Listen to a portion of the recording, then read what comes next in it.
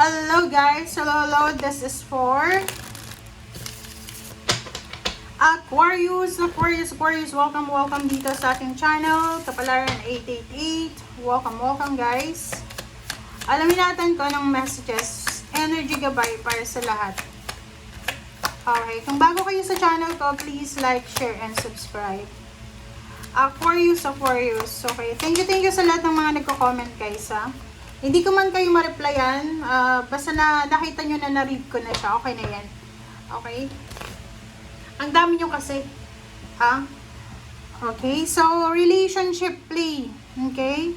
So, Aquarius, sabi ng baraha sa'yo dito, yung pinaka-primary, pinaka-importante daw na relationship na meron ka, is yung sarili mo, yung relationship mo, sa sarili mo, and yung relationship mo with God.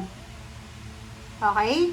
So, sinasabi ng baraha, para daw maka-attract ka ng relationship, para matapos na yung mga away gulo sa relationship, para magkaroon ng balance yung relationship mo, ha? Kailangan mong i-surrender sa Panginoon ang relationship mo. Ganun naman talaga guys. Dapat ilagay natin si God as a center ng buhay natin. Okay? So, yon. And play. Kailangan balance guys ha. Aquarius, kailangan balance. Hindi lang puro relationship tayo, hindi lang puro trabaho. Dapat we have time for ourselves, para sa Panginoon. Saturday, Sunday, we have time for our family. Kung may mga anak na kayo, sa kids nyo, sa asawa nyo, sa parents nyo, kung buhay pa yung parents nyo, you need to give time sa parents, okay?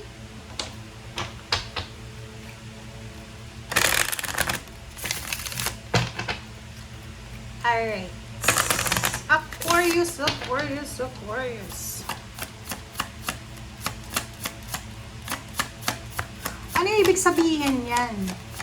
Baka yung iba sa inyo dyan, Aquarius, masyado kayong naka-focus sa asawa nyo, boyfriend, girlfriend. Wala na kayong oras para sa parents nyo ba? O, kawawa naman yung parents nyo. Okay. Black Moon, Lilith, Mystery. Isang misteryo, isang unexpected na posibleng darating sa'yo. Okay, Abundance, Jupiter. So, sinasabi ng baraha sa'yo dito na may mga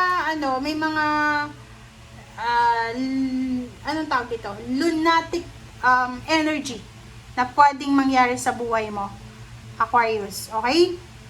Lalo doon sa mga yung birthday nyo February talaga. Yung February hindi yung end of January.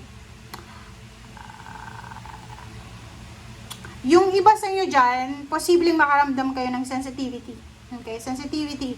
Pwedeng makakaramdam ka ng selos, ng inggit, ng galit, ng hinanakit. Magbabalik yung mga dati mong grudges and resentments sa kamag-anak, sa classmate, yung nambuli sa'yo ng elementary, ng high school. I-stalk mo siya sa Facebook or sa Messenger, or no, not Messenger, any social media accounts, red up, blue up, parang gano'n. Okay. May magbabalik emotion, yun, ang magbabalik sa'yo.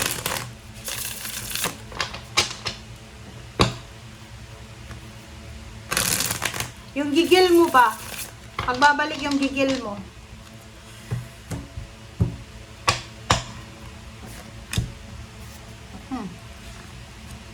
Okay, 3 cards. Knight of Swords, the Emperor, and Death. OMG.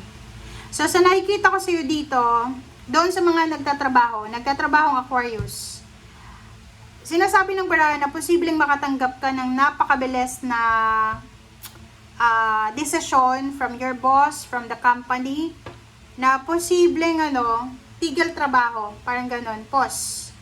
Pwedeng may mga hindi naman sa to guys, yung mali-layoff ka talaga, no? Kung regular ka na sa trabaho, hindi ka kasali dito. Pero kung bago ka pa lang, yung nasa probationary, ganyan. Sabi ng baraha sa'yo dito, isang napakabilis na balita na posibleng madedemote ka sa iyong position sa trabaho, or posibleng manghihina ka dahil posibleng yun, mataterminate ka, or unexpected siya na ililipat ka ng ibang departamento. Okay, Devil.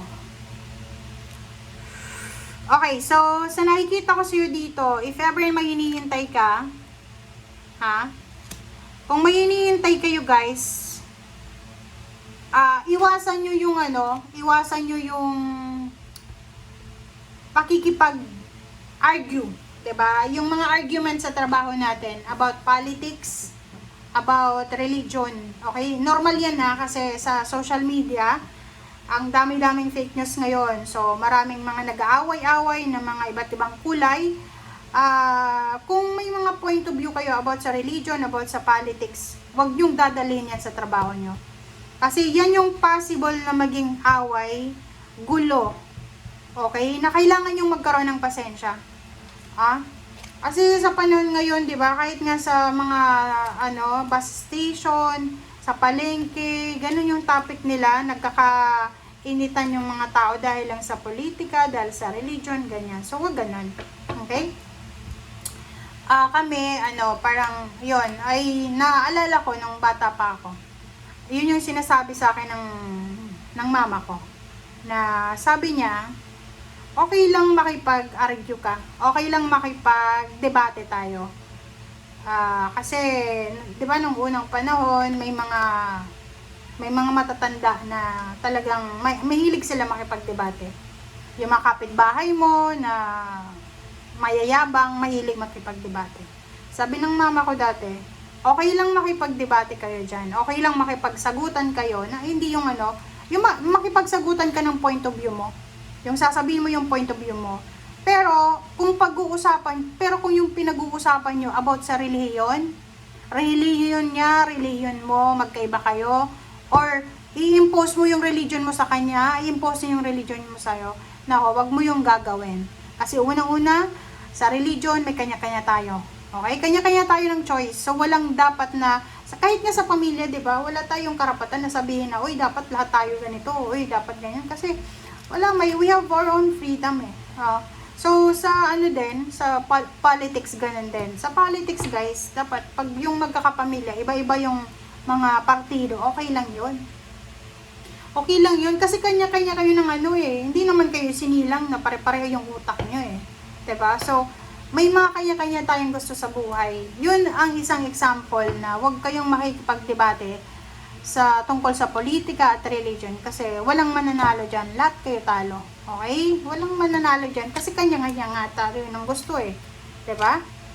Alright, so 6 of Cups in Knight of Wands. So, nakikita ko na isang exciting na news ang matatanggap mo from your family. Pwedeng ikaw ay nasa ibang bansa or nasa ibang lugar. So, galing ito sa yung mga kamag-anak na nasa probinsya or nasa malayong lugar. Okay, so nakikita ko sa'yo dito na there's a parang plano. There's a plan of a big celebration galing sa pamilya mo to eh. Parang babalitaan ka, oy Aquarius, kailangan mong umuwi sa ganitong petsa kasi may malaki tayong selebrasyon, may binyagan, may kakasal, may piyesta, may birthday. Pero ikaw hindi ka sigurado, hindi mo sigurado kung makaka-join ka.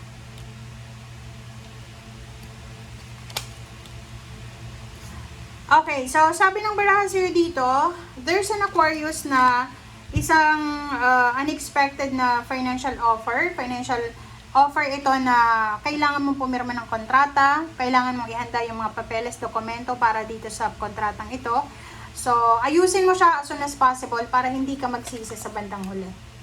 Okay, sabi na, this is a confirmation guys. It's a confirmation na may paparating sa yung pagkakakitaan, financial opening. Okay, ito ay pwedeng ngayon, or pwedeng bukas, makalawa, or pwedeng next month. Sabi sa baraha, ito yung magdadala sa'yo ng sobra-sobrang tagumpay. Pero ihanda mo yung sarili mo, Aquarius, kasi magiging sobrang abala ka dito. Pwedeng mapopromote ka, ililipat ka ng ibang branches, ng ibang lugar, pero manageable mo naman. Pero yun, warning lang sa'yo, mapapagod ka. Kasi siguro ngayon, sa loob ng company, 3 kayo, 4 kayo na nagtatrabaho, nagtutulungan. But etong darating sa'yo, kailangan mong ikaw lang mag-isa na magtatrabaho. So, High Priestess, 7 of Wands, and Page of Cups yun. So, sinasabi ng bara sa'yo, makinig ka sa sinasabi ng iyong intuition. At the same time, huwag tayong magpadalos-dalos. Protectionan mo yung trabaho mo Protect your job, your dreams, your family, your thoughts, your emotion, your love life. Okay? Especially sa love life natin kasi may tendency dito na because of sobrang workaholic mo, pwedeng magkahiwalay kayo ng karelasyon mo and pwedeng pagdating ng araw, tumanda ka na mag-isa ka na lang pero marami kang pera. Okay, thank you guys. Bye!